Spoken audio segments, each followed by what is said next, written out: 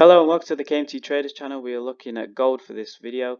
Now, using the reversal zone still from last week and the previous weeks, we're still trapped within our reversal zone that we've got drawn here in the yellow and the blue. So let's just base off of this as we believe that we're in a correction phase, so a bit of indecision here. So it's best to wait for reversal zones to find the push and then the retest, etc., and then the push to either direction. So currently looking at the market right now, as obviously is closed on the Sunday, we have basically price rejecting the yellow zone here, and that's basically at 1508. So with the multiple rejection from the upside, this had led to obviously the sellers pushing very strongly to the downside. If you especially look at these two candles here, and a huge rejection from the EMAs as well. So we believe that the sellers are in play here.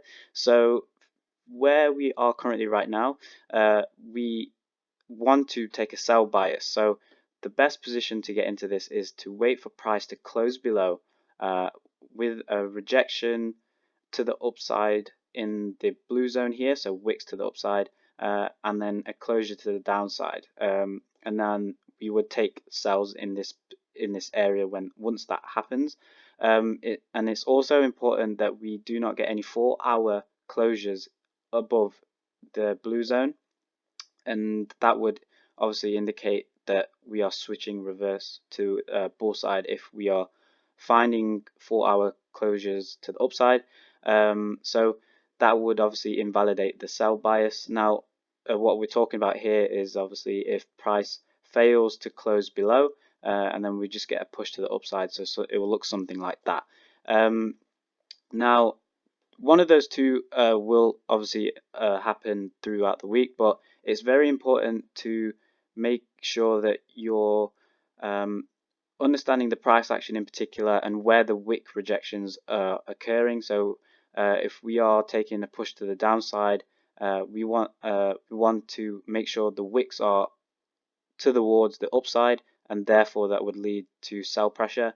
And if we're looking for the upside pressure, then we're looking for wicks to the downside. So hopefully that makes sense, a vague sense of how this works and how we trade our plan here.